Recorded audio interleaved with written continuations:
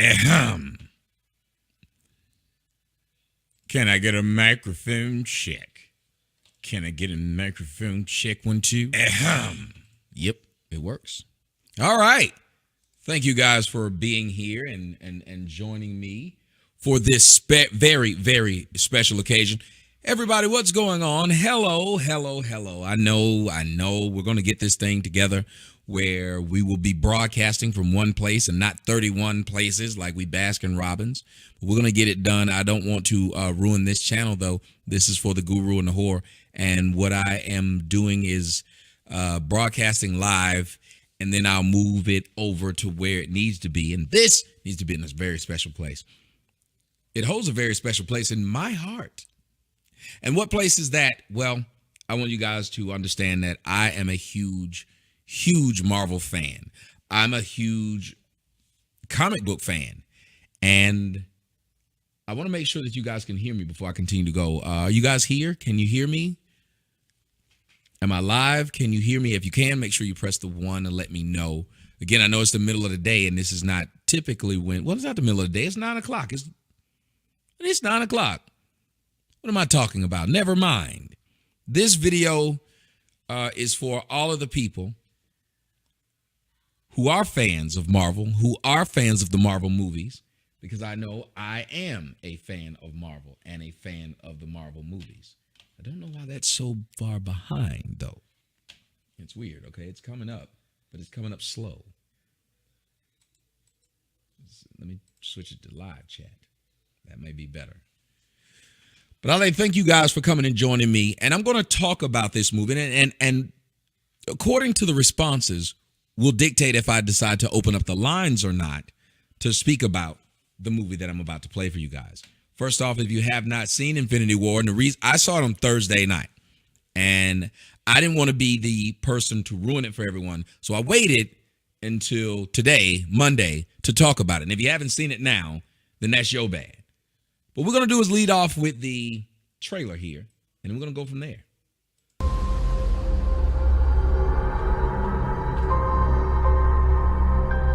The entire time I knew him, he only ever had one goal.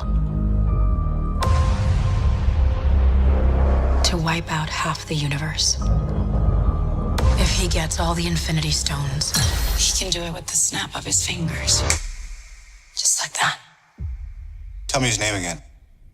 Thanos.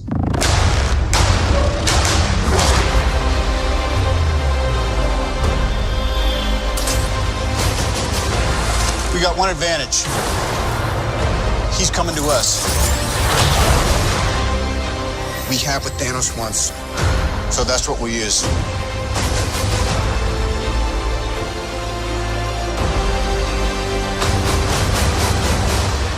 Let's talk about this plan of yours. I think it's good, except it sucks. So let me do the plan, and that way it might be really good. Wow.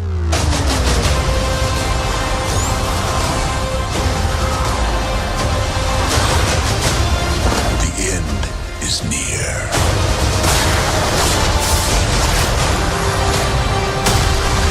When I'm done, half of humanity will still exist.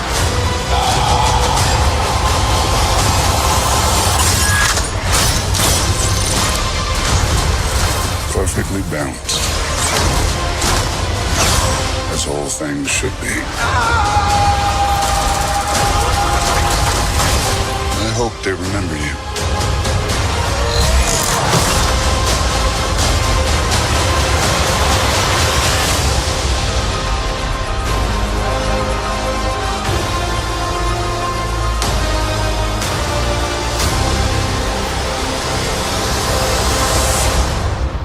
I'm Peter, by the way. Doctor Strange. Oh, I'm using your made-up names. Then I am Spider-Man.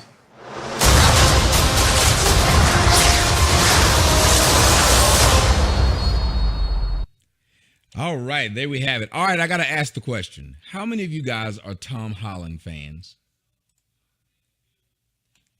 How many Tom Holland fans do I have out there? Tom Holland as Spider-Man. I love Tom Holland as Spider-Man. Love him. Awesome. Also, there's a few things that I really liked about this movie. And again, I'm going to let you guys know there will be spoilers here. But let's talk a little bit about some of the things that the movie has done before we get to those spoilers. The Avengers Infinity War is the biggest box office opening weekend ever. Let's hear a little bit of it. Marvel Studios' Avengers Infinity War made an estimated $640.9 million at the worldwide box office over the opening weekend. That shatters the record for the biggest worldwide opening held by Universal's Fate of the Furious, which made $541 million its opening weekend. Infinity War also brought in an estimated $258.2 million domestically this weekend. That makes it the biggest opening weekend ever, edging out the $248 million that the Star Wars The Force Awakens made in 2015. Disney now holds 9 of the top 10 biggest openings in North American history. Most impressively, Infinity War nabbed the global record without the help of China, the world's second biggest movie market. The film opens there on May 11th.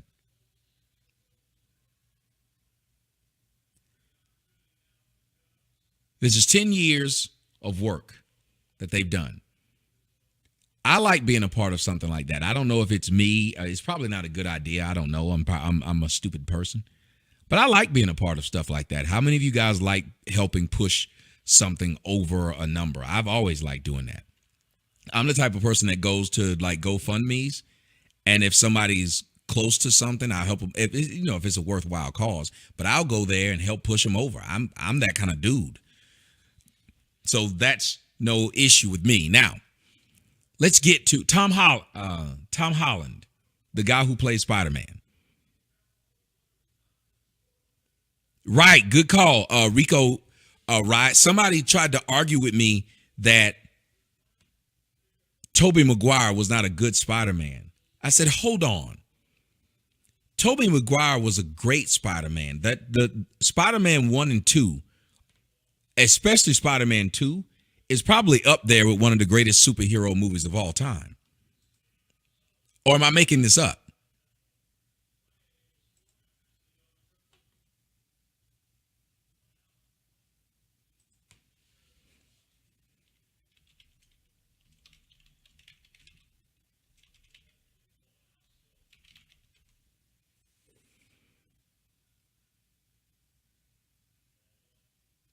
Somebody said Tobey was way better. Tobey was really, really good.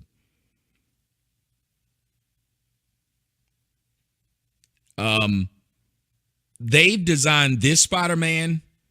They're basically trying to make him like Deadpool. So it's not like he has an original take on it, because the Spider-Man that was Tobey Maguire wasn't like a prick. But I still like Tom Holland's. But all they're doing is trying to bite, and it happens. I mean, we live in a society where people bite. They're trying to bite the sarcasm of Deadpool, which is going to make Deadpool have to out Deadpool himself in part 2, based upon what he sees that they're doing. Now, I really do hope they can somehow merge. Here's what I see happening, and let me see from the people in the audience. Would you guys like to see this happen? Would you like to see them take some of these pairings that they had during the movie and actually, you know how much money they can make in Marvel if they start doing like I would love to see a movie with Rocket and Thor doing something. I would love to see a movie with Black Widow and let's see, I don't know, Black Widow and the girls doing something. Not the one, not the Scarlet Witch, but the regular women going on some kind of mission. A mission that they can handle, a mission that they can lose. That is the only thing I didn't like about, and I guess it's nitpicking at this point, but the only thing I didn't like about it is I'm sick and tired of seeing Scarlett Johansson's character fight in the midst of all this stuff. I hate seeing it. You're going to tell me that they're hitting Captain America in the face. You're going to tell me that they're knocking the Hulk around. But all of a sudden, these women can walk around and never get touched. They need to stop doing that. They need to start making it to where it's believable to see them fight, because they shouldn't be fighting the same characters. Can I get an agreement on that one or no? Like, the humans should not find themselves in a position fighting. Unless you're going to upgrade them, give them some kind of serum or give them some kind of suit like Tony Stark's has. If you're not going to do that, do not let them go in the middle and start fighting. That's dumb. It's dumb to watch how Scarlet Witch was getting manhandled by the Order of the Black Hand, and all of a sudden, Black Widow can come in and choke one of them and punch one of them. That's stupid. Black Widow and Hawkeye, they need their own movie where they go on covert missions doing things with lower level people. I think that's what makes it good, is that you stop letting them fight people they shouldn't be fighting. If she's gonna fight somebody she shouldn't be fighting, she should get punched in the face. Right, an espionage film, it'd be awesome. She should get punched in the face and get knocked out. Yes, I saw the new Venom trailer. They need to stop. Marvel and Disney needs to own every Marvel property. It's blasphemy at this point, seeing how well Marvel does it. Everybody else is screwing it up. That Venom looked horrible to me. I'm not trying to be funny. That Venom looked bad to me. It didn't look good. I wasn't excited to see it. The special effects didn't look right. Every Marvel movie needs to be under the tent of Marvel Studios and Disney, period. The only, no matter how great people say Logan was, it still wasn't. Does that make any sense? Has Marvel laid an egg? The worst egg that Marvel has laid was Thor 1 and 2 because they weren't memorable. And then the new director they got for that might have done such a good job that the guy who plays Thor wants to come back. He reinvented what Thor's character was. He made Thor hilarious. How many of you guys wish that when Thor came down, only thing Infinity War was missing to me at a point that would have set it off? Where was Led Zeppelin when my man Thor came back with the new weapon forged from Groot's? That was so cool. Forged from Groot's hand. Right, it looked like Spawn. It looked like it sucked. They were using antiquated technology. I was like, this is why. This is why. Even if you say Iron Man sucked, it wasn't that bad. I didn't like it because of what they took a beloved villain and screwed him. They took a beloved villain and screwed him. The Mandarin, I don't know why they did that with the Mandarin. And then you got a big name actor, Sir Ben Kingsley, to play this idiot. It made no sense. But you can always recover from that when you realize somebody wrote a bad script and did a bad job. You could always recover from that. The Age of Ultron was an okay movie. DC movies aren't good at all. Like, one of the funniest lines I heard, that's why I can't wait to see Deadpool. When Ryan Reynolds said, when he told the bad guy, and he said, "It's so dark. Where are you from, the DC universe?" I like Deadpool's making fun of the fact that they're in a comic. I like Deadpool making fun of every other comic. I think that's awesome. And it's unique and it's to itself. And I like if they're going to make everybody unique and to themselves. Now, I like the fact that they have different directors doing each movie, but they all must, in some ways, align themselves with the core of the story. So they give them the ability to do what they want to do, but they have to tie it into the core of the story. Kevin Feige is a genius. Kevin Feige is a genius. Period. To do what he's done and to continue to rewrite stuff, because of course the timelines don't fit.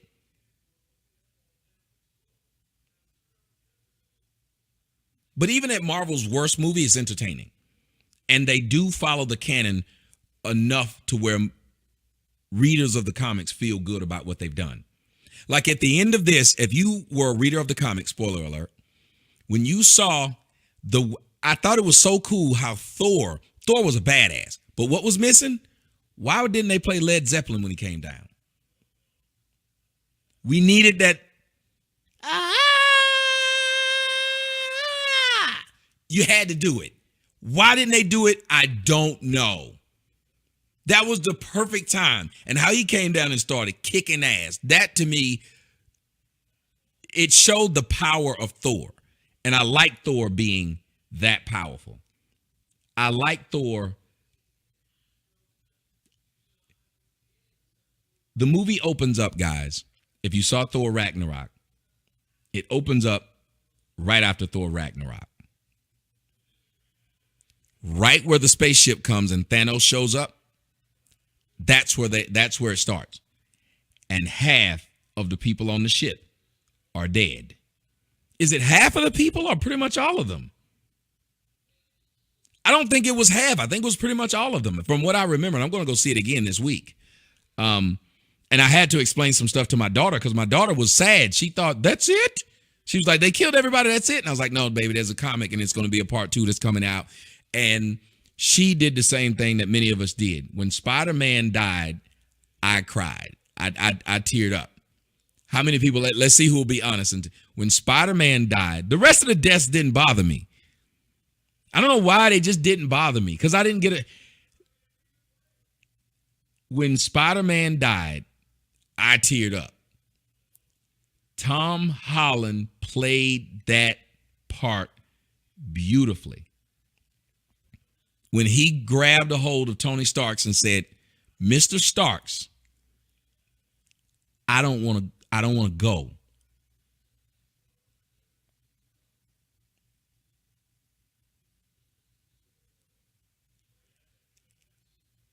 And I was like,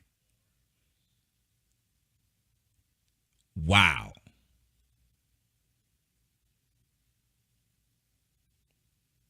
Right, because he's a kid. I was like, I cried like a bitch. He got me with that one. No, I didn't care that Gamora died. I don't like Gamora's character. I don't like Gamora's character, so I'm okay with that. I like Tom. Just like Star-Lord, when they were about to get the gauntlet off of his hand. Yes, that was a perfect moment for him to screw it up. But I still hate that stuff happening. I just hate that stuff happening. Yeah, Loki got me, but I was like, at least to me, Loki's death was more of a redemption death, so I was okay with that too.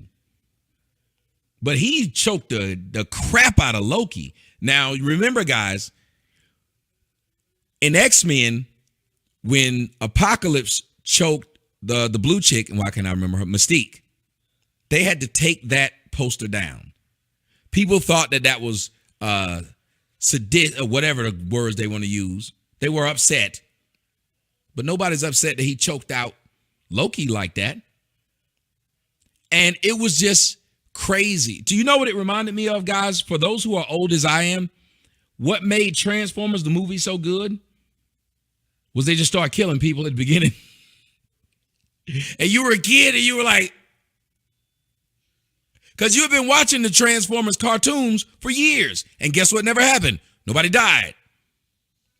And all of a sudden, you go see this movie, you're waiting to find just a good old feel-good experience, just like the television show, and they kill everybody. You're like, wait a minute, what? Like all of my favorite characters are dead? They're seriously dead. They were dead.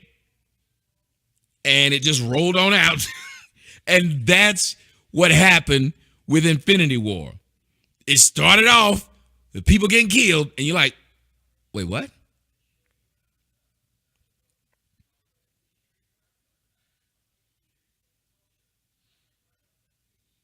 The Order of the Black Hand, I like them. I especially like the Wizard. I love that guy. I forgot his name.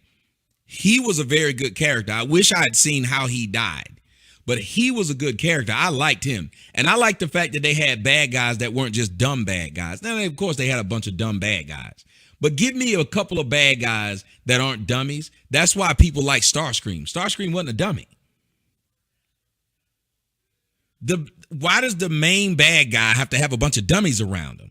I've never understood that. When the Red Skull showed up, I did this. Neck Down was looking at me like, are you serious right now? Yeah, Ebony Maw. When I saw him, I said, yes. I was like, because they kept saying, we never saw the Red Skull die. The only thing I had a problem with was the fact that Hugo Weaving doesn't want to play him anymore, so they had to get somebody else. My man Captain Picard in the building. Red Skull needs to be back, and Red Skull needs to be used right. I'm glad that he's still there. And I guess I just like Hugo Weaving. I like Hugo Weaving as an actor. But he didn't want to do it anymore. Just like the reason why they went ahead and killed the black guy's character. Why am I drawing a blank right now? They went ahead and killed him because he didn't want to do the movies anymore. He said he wanted to finish out his Marvel contract, but he didn't want to do the movies anymore. Hugo Weaving is actually still under contract to be Red Skull, but he said, I don't want to be Red Skull, and surely they don't want to make me play a character that I don't want to play. So that's what happened. So him, and then you have Natalie Portman, same thing. Natalie Portman didn't want to play anymore. She said, I don't like being in these movies.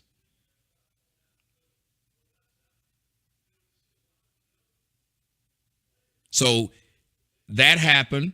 Gwyneth Paltrow came back. She didn't want to do it, but then she realized that's good, easy money. So she came back. But the women characters, I don't really care if they leave. I think they ruin it for a lot of those dudes, to be perfectly honest. So let's get to Thanos. I don't think there's been a character, a villain better than Thanos. The only close villain in Marvel Cinematic Universe that was close to Thanos was probably the character in Black Panther. The Black Panther villain made the movie. And to me, if you listen to Thanos and you listen to the Black Panther, the villain, and that's why I said when I was talking about Bill Gates, that's what I loved about Thanos. Thanos wasn't a bad guy. You become a bad guy when you say things that other people say you shouldn't say, and you do things that in the long run are going to benefit everybody. I love what Thanos said to his daughter when she said, you kill those people didn't deserve blah, blah, blah. And he said, when I came to your planet was starving. He said, when I killed half of the people and left half, look at your planet now. And that goes back to the idea of sometimes in order to get a tree to grow to its fullest potential, you have to prune it. How many of you guys know that there are people in your life that you do not want to let go? You don't want to break up with this girl. You don't want that girl to break up with you. You don't want to break up with this man. You don't want to break up with that person. And then years later, after it happens, you come back and say, the best thing that happened to me was that I lost this. Yes, he had compassion. See, I don't get what people don't understand. He said we do not have enough natural resources for everybody to have some of it.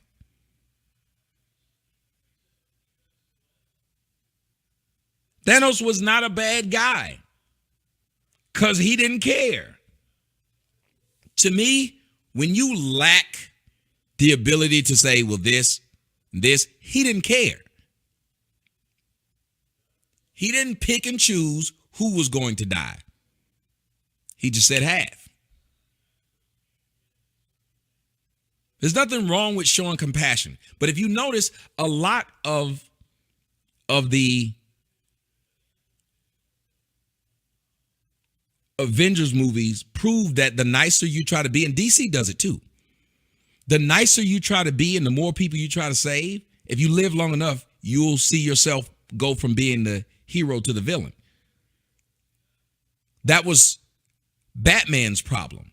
That was the Avengers' problem. All that trying to save humanity, they now blame them and said, well, the more of you special people who came out, the more special people came to try to do stuff to us. So it's kind of your fault.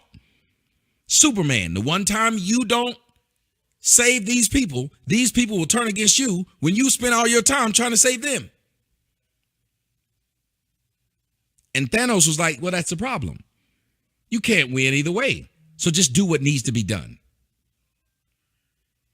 Somebody said you got to cut off a finger to save the hand. Exactly. That's, to me, is what made Thanos such a compelling character, because he just wasn't some dumb oaf that was just trying to destroy stuff. That's not what he was. He was calculated. Now, here are the things that I really, really liked about the movie. I really, really liked Thor's character again. Thor's character came off funny. I really, really like seeing all of your favorite characters interact. Drax is still hilarious. Spider-Man, he's finding his place in the MCU, and he's doing a very, very good job. This movie might have saved my idea of Doctor Strange, because I did not like Doctor Strange before. But in this movie, Doctor Strange did a very good job. Doctor Strange was better in Thor and this than he was in his own movie. In his own movie, it was too faked. It was too contrived. It was BS. It was like, you got to throw this stuff in there. And I don't like, okay, this is the beginning, the origin story. I get it. But he's become more of a complex character and a good character. So I like that. I also liked this. I like that they weren't afraid to say, these people don't have to be together. These people don't have to like each other. I like the fact that Tony and Cap still don't like each other, or that Tony doesn't like Cap. I like that.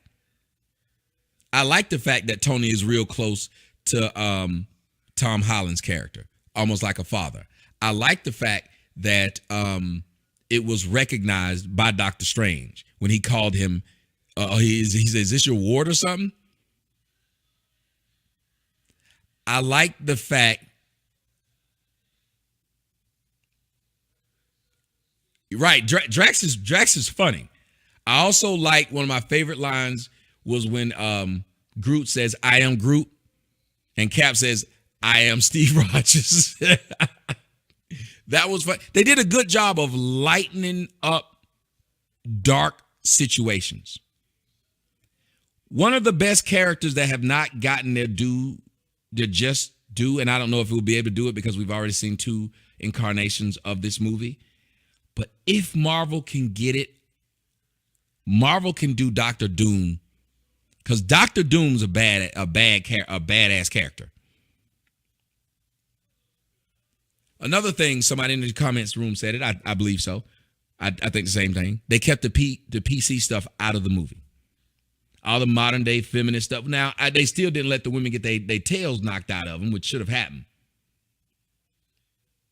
Because the regular people should have got. Oh, God, there's so many places I want to touch.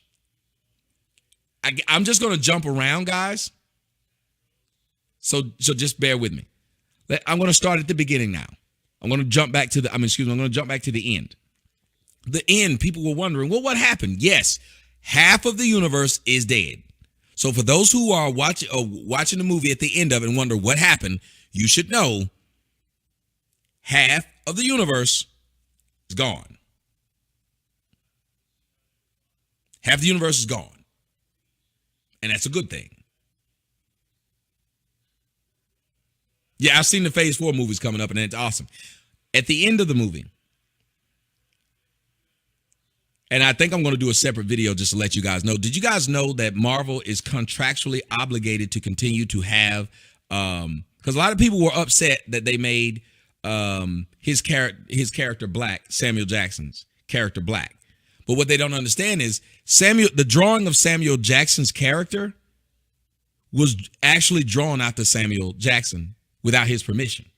The guys at Marvel were struggling so much that they wanted to reinvent the guy who put them all together. And the guy who was drawing it said he said the baddest dude that he'd ever seen in a movie was Sam Jackson. So what he did was he drew the character after him. So, and they got so unlucky because Samuel Jackson was a fan of Marvel Comics. And so he's looking through the comic and he sees himself. He immediately knew this was him. So, of course, he got his lawyers and his people in contact with them. They talked for a little while and they made a deal. He said, you can continue using my likeness, but when you go to do movies, you have to cast me as that character. It was a genius decision by him, which made him then become the highest paid actor in Hollywood for several years in a row. Now, they started to cut him out of the movies, which made me upset. They brought him back in this movie because they have to bring him back for Captain Marvel. At the end, he sends a text message before he dies to Captain Marvel. The Captain Marvel movie is going to start in the 90s. So that's why they did that. And I don't know if it's going to be a good movie, but it's going to be their answer to Wonder Woman. You got a lot of movies in the Phase 4 that are going to come out, but they're going to shift a lot of stuff. Somebody said they made Hulk look soft. I like that. I like that they did that to the Hulk. Because let me explain something to you. The Hulk never has to think. He just acts. He got chin checked in this movie, and he's not gotten chin checked like that before, other than when Thor kicked it. What people don't realize, Thor kicked his ass when they were on that planet. Thor beat him. They cheated.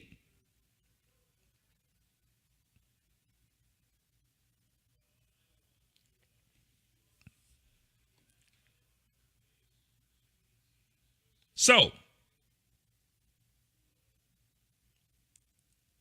it made sense to me that he would act like that after getting beaten like that when he's never really gotten beat like that. If you get beat like that, and that's why I like how the Hulk kept saying, I ain't coming back out. Nope, good. I'm staying right where I'm at. That to me was funny. You needed that. And that makes sense. Yeah, he caught them hands. He beat Hulk down. If you want to see a nice fight scene, when you see the Hulk jump out there and start doing his thing, and then dude just beat him down. If you're a dude like that and you've always been a badass and you get beat like that, you typically will be afraid. Remember, guys, after Mike Tyson got beat up like that and he realized he wasn't a big dog anymore, he didn't go into a fight with the air of invincibility, number one, anymore. The people didn't mind fighting him now because they'd seen him get beat, and it didn't sit well with him. That's why he was doing things like biting Evander Holyfield and stuff like that. He was done. He didn't want to fight anymore. It's hard to get back on that horse if you were always on top and everybody was afraid of you. So I think they did a very good job of that. Yeah, Thor beat the brakes off of the Hulk. Nick Fury. But at the end, Nick Fury dies along with the girl that he was with. And I like how they showed like these planes were crashing up against stuff because they were like, well, look, if half the people are dying, there are going to be people in cars where the cars are going to be empty. It was almost like the movie Left Behind. So it was very good representation. Thor, I didn't really like what they did with the midget. It was cute and everything. They made the midget really big. And yeah, same with Ronda Rousey. Exactly. Well, they beat her once. She's afraid to fight now. Ronda is afraid to fight. She was the bully on the block. She was, I whoop everybody, and then she got beat up. I mean, she got beat up. It wasn't a lucky punch. She got beat up. She's never been the same and never will be the same, and that's why she's saying I'd rather act and do WWF or WWE. I'm not getting back in that real ring. Those are real punches.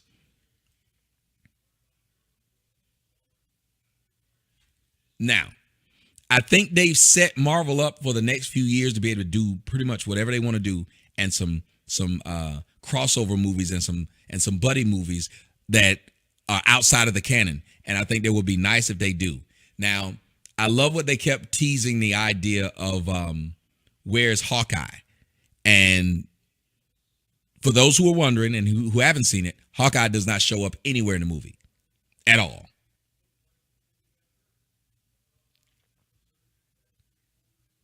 So I don't know what the reason behind this is. What I don't like, though, is they have the opportunity to either change those characters or put them in the place where they're best used.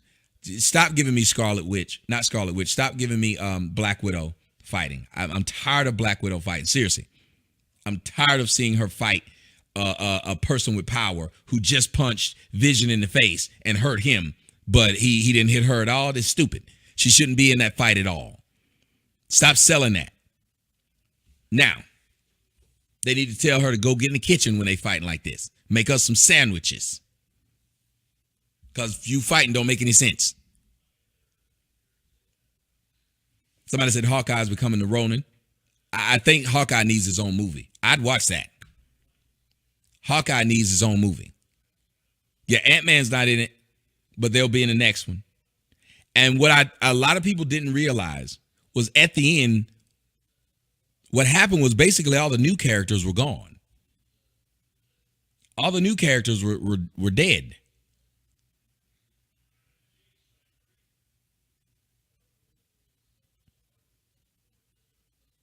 The old characters, they existed.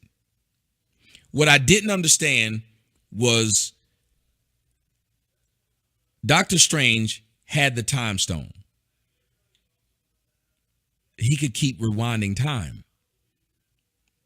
Unless the time, so that's what bothered me a lot, because he can keep rewinding time, but he didn't.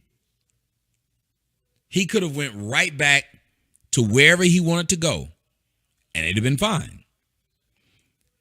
Also, with that reality time stone, dude didn't need anything else. With the reality stone, he didn't need anything else.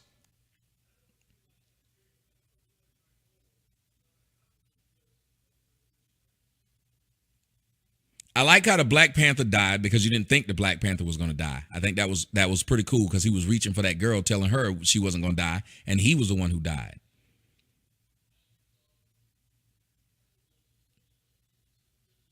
So I think his death was a good death, but you know there's a Black Panther 2 coming out, and you know this death.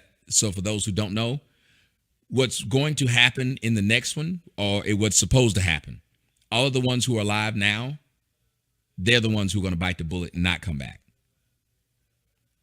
There's going to be some way. Right, Thanos was around in time, so he could have done it. But he didn't. And I also like how Doctor Strange said something that a lot of people don't like.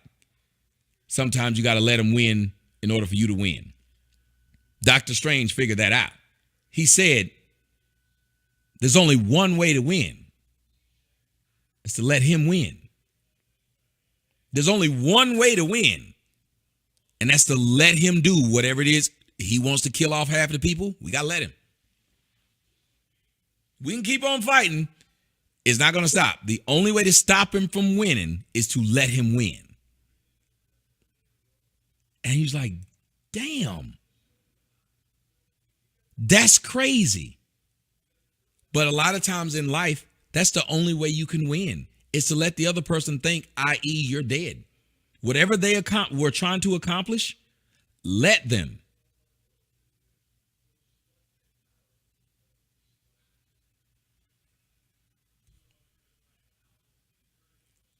I like how the Red Skull became the keeper of the Soul Stone. I like in order to get the Soul Stone, you had to give a soul of someone you love. I like how she kept saying, ha, you get what you get because you don't love nobody but yourself, and now you can't get the Soul Stone. And he was like, no, you idiot, I actually loved you.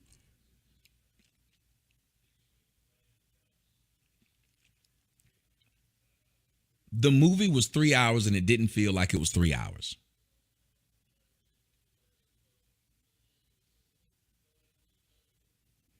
I hope Thor decides to come back to continue his run as Thor. I think what they're going to do with Robert Downey Jr.'s character is allow him to just be a mentor to a lot of people because he's too expensive to be in movies. But I think they'll let him pop up every now and again. I don't think they're going to off him. I heard that Quicksilver was somehow coming back.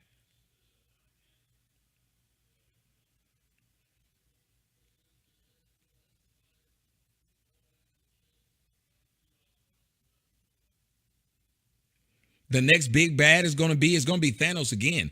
If they do it like the comic books, in the comic books, they actually had to team up with Thanos to fight when not Gamora, but the other sister. When the other sister got her hand on the gauntlet. And y'all know she nuts. Now, I have no interest in going to see Venom. I'm not going to do it to myself. Nope.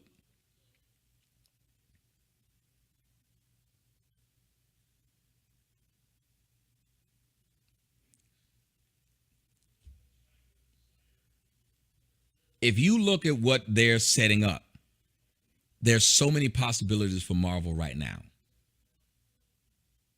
There's so many possibilities.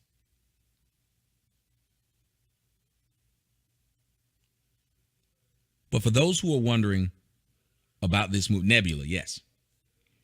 For those who are wondering about if this movie is worth seeing, this movie is not only worth seeing, but it's worth seeing several times. It's a more realistic take on life than the majority of sappy, everybody, the good always win. No. The good doesn't always win. Now, I know they're going to kill you with the people who are dead are going to come back. And it's going to ruin it to a lot. Yeah, the Venom looks stupid. But Marvel has so many good villains that they shouldn't run out of. They shouldn't have a problem. They shouldn't run out of things. They have so much stuff they can do. But this movie had great dialogue, which is Marvel changed the game with the dialogue. DC did it in The Dark Knight. But Marvel has changed the game now with dialogue, where they're saying some really good stuff. So it's like a real movie now. I don't know if that makes any sense. It's a real movie now. So they have to start giving these movies some kind of credit for dialogue, not just special effects.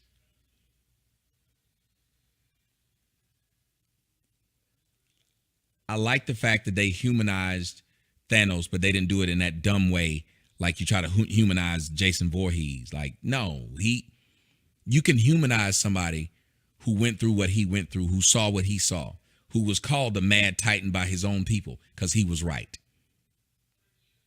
Somebody said, can I now correlate the Bill Gates warning? Remember, Bill Gates was talking about depopulation. That's all. That's what they were talking about.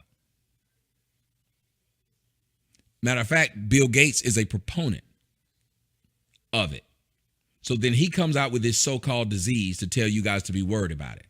Yeah, he's telling you should be worried about it because he's probably one of the people who helped pay for it. He's probably one of the developers of this thing that he's going to put out there. It's the same thing as Thanos. The difference is Thanos is not trying to be a little weasel about it like Bill Gates. Thanos is saying, no, this needs to happen, but he's not doing it in respect of person. Rich, poor, tall, short, black, white, he didn't care. Rich, poor, black, white, tall, short, any of that stuff, he did not care. And that to me is what made his mission.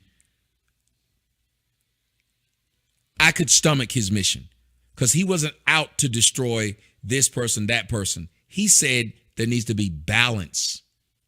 And his whole thing was about balance. That balance meant destroying, taking lives.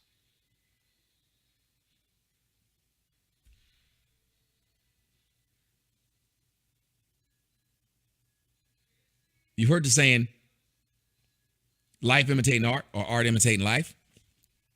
Well, I will tell you, this is one of those situations where it's entertained. Now, Civil War was still awesome, but it can't hold a candle to this. When you stop and you realize how succinct this is with life and what's going to happen.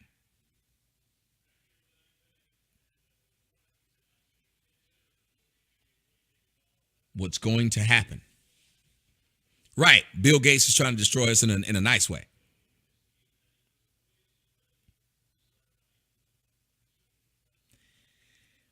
The movie held so much dissension, new people, the whole going to Wakanda, the whole, as the Black Panther said, we got to let them in. They're going to destroy everything, so just let them in through the front way. The fact that their mission and their loyalty to Thanos was so strong that they were willing to just run in and die for him.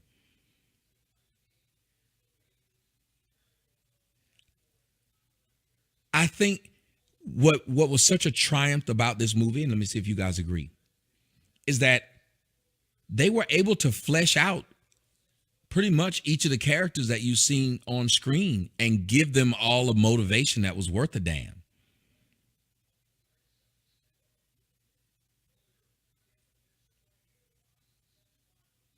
To me, I kept thinking, well, they're going to have so many people in there, they can't flesh them out. No, they were able to flesh them out. They need to go ahead and kill Rhodes. I'm tired of Rhodes. He don't look right. He looked too old to be out there. Come on, man. Don Cheadle does not need to be out there. Don Cheadle need to be like Eric Ross. He need to be telling people what to do. He don't need to be in no suit. Don Cheadle don't even look right. Big old head and a small neck. When they gonna bring back Terrence Howard?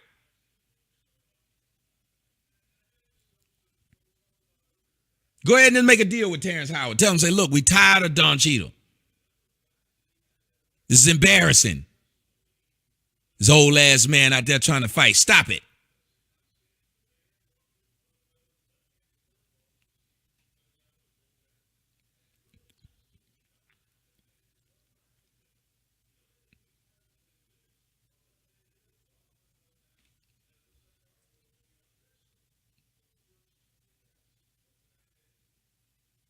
But they did a very good job of and they made it to where like a natural look, let's call it War Machine and the other black guy, they would have a natural attraction to each other because they both black. We're not trying to be funny, we're not trying to be racist, but it would happen like a lunchroom in a high school. I think that's what was fun about the Avengers, because it felt like the lunchroom in the high school, and you walk in and whoever starts to meet you start to feel like you have something in common with them.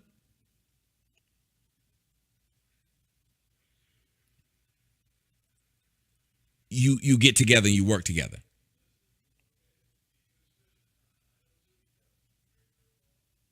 And I thought that was cool how they were just breaking and moving together. I liked how Star-Lord was jealous of Thor. It's hard not to be jealous of Thor. I like how I don't like the sullen teenage Groot that much. I don't like him because it's not funny. That storyline is not funny to me. So, I mean, if you want to do that, you can. But what made this movie so great to me is when you have a movie that's this long and it's that good, like it doesn't feel that long.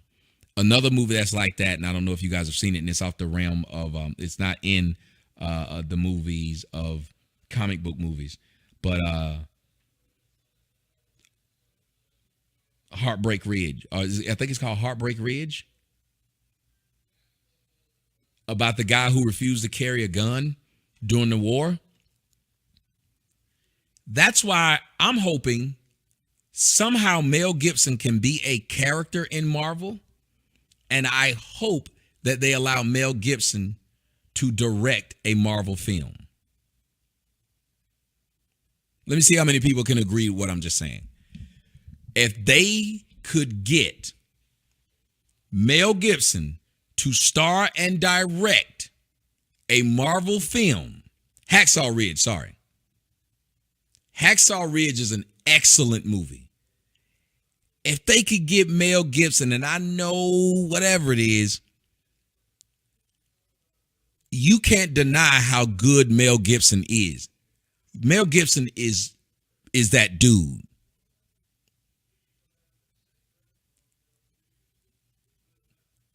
I believe if you let Mel Gibson direct one of these Marvel films, what you would get is a real good fleshing out of the character, and still you'd get action. Name a movie Mel Gibson has done that's an action movie that still wasn't well thought out. Name one. Somebody said, can Mel Gibson be Dr. Doom? I think he may be a bit old, but I know there's something they can do. Because if you look at what he does with action and he still fleshes it out, imagine what he could do with a Marvel film, which is based upon action.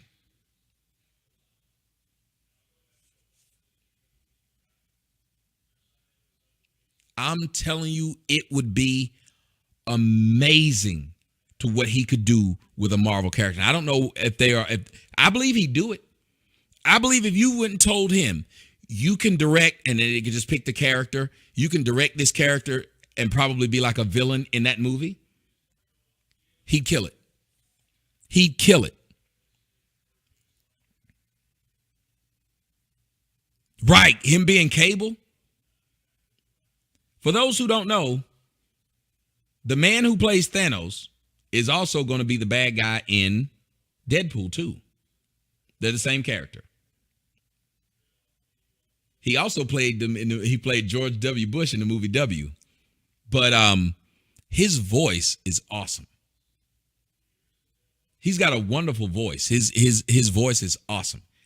He was very good in No Country for Old Men. That's what I like about these comic book characters now as well, because they're putting together A-list actors to play these people.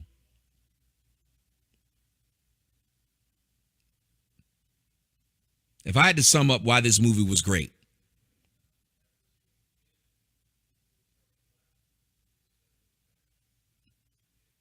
I would say it's because you felt for a lot of the characters. You understood where the plot was going, but you still didn't have a problem. There were twists in the movies, even though you saw what was coming, and it still hurt. That to me is a sign of, it's a great movie.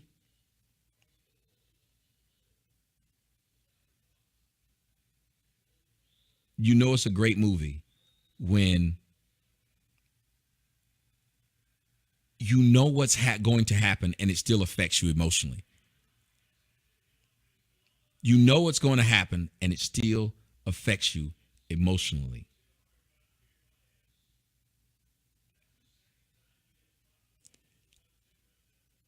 I love the loyalty that the people had towards Thanos. I love the fact that Thanos had a mission and nothing was going to get in the way of it. I love when they showed him crying over his daughter.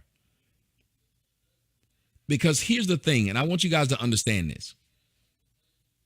When they do a character, there's no such thing as someone who's 100% evil. No one's like that. No, I didn't see in Sicario. I heard that was good, though.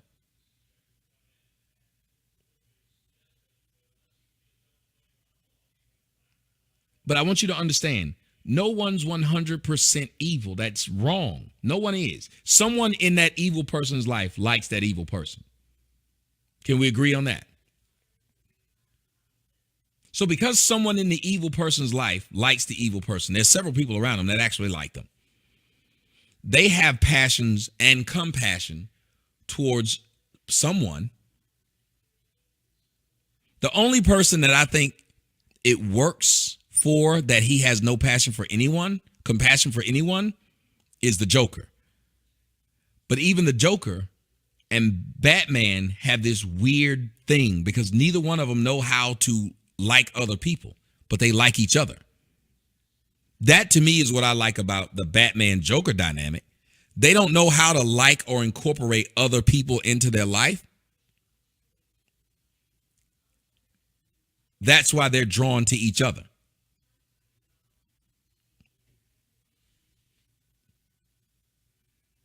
So their dynamic is really cool.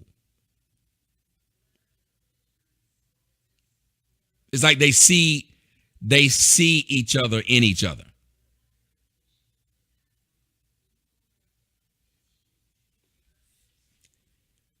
The movie gives you an escape for 3 hours. The movie is something you can watch with your children. It's fun. You can walk away. You can teach them a lesson. You can.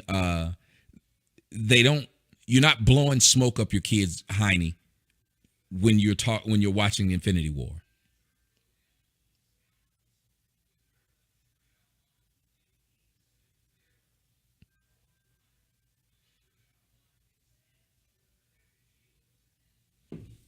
It's a movie that ties up all the other movies.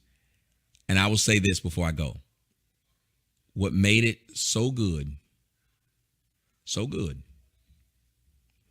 was that after watching it, and I'll see by show of hands, how many of you guys wanted to immediately go and watch the old ones to see what you missed?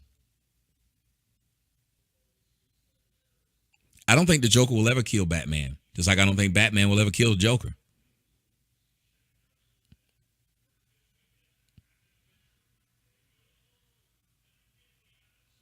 I think the Lego movies do a really good job. Whoever started doing that, the Lego movies do a really good job of making fun of the actual movies by pointing out the inconsistencies, but they're just funny. Like the Lego Batman movie is a really good movie because it just points out how Batman never arrested any of those people. They all get away at the end.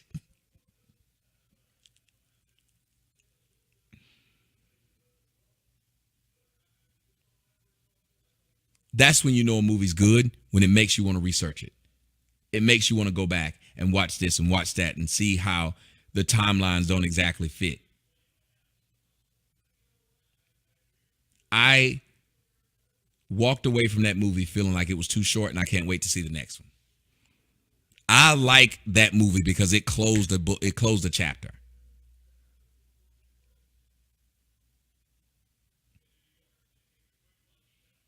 Yeah, the Killing Joke. So, and people don't understand how depraved the Joker is. The Joker, who did he rape? I can't remember who he raped. Was it Batgirl? You guys, this is written in the comic. He raped Batgirl, I think it was, if I'm not mistaken. So they wrote. I know it's hard to write real life stuff in there like that. It's difficult to put this in a comic, but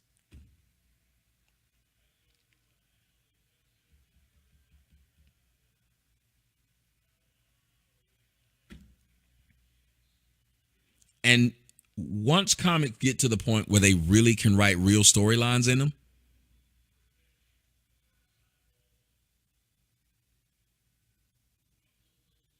yeah, and he paralyzed her.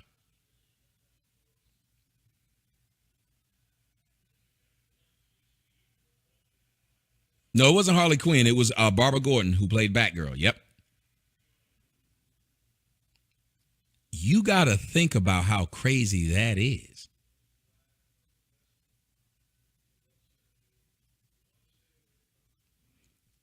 They're going to get these comic books and the movies to where they can have real stories in them that don't always end in a nice way.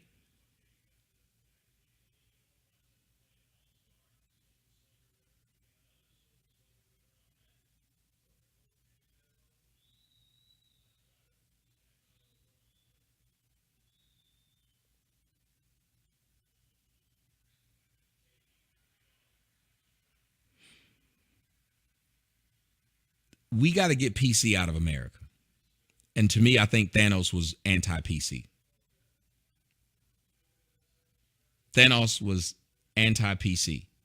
And how great would it be if we had more people in the world who were anti-PC? Ladies and gentlemen, thank you guys so much.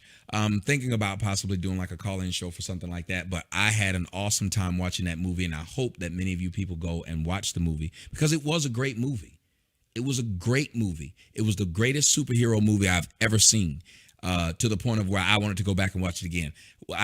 I watched Thor 3 times in the movie theaters. I don't know if I'll be able to watch this 3 times in the movie theater. But I'm telling you, everybody got to kick it up a notch. Yes, Arcade said it changed the game. Everybody got to kick it up a notch. Everybody got to kick it up. They have set it up to where there's so much stuff that you can do with Marvel that everybody's chasing to try and rewrite stuff. I guarantee you right now, DC is trying to rewrite stuff. Thanos and Killmonger were not villains. No, they were not. They weren't villains. They were realists. But you have to remember, I'm a realist. You can't be a realist and not be villainized. It won't happen. If you are a person who says, you know what, I'm going to move all the things that you're trying to put on my heartstrings and on my mind, I'm going to move them away and say, what's real? What's fact? Once you start doing that, no matter who you are, you will not be loved. Once you just cut it down the middle, I had an interview today with Stephon Mallieu. Stephon Mallieu, we were supposed to talk for 30 minutes. We talked for 2 hours. We couldn't stop talking because once you start pointing out inconsistencies, like I don't mind going back and saying, the more I look at Bill Cosby, he was nice to me and all that stuff. I don't think Bill Cosby is a good guy. As a matter of fact, I'm going to come back later and tell you guys why I don't think Bill Cosby is a good guy. And you guys know I took up for him. The reason why I was blind is because this guy was nice to me. It's hard to believe that somebody's bad when they're nice to you. No matter what they did to someone else. When they were nice to you, because now you start to feel like, well, am I betraying their niceties by going against them or calling out some bad behavior? So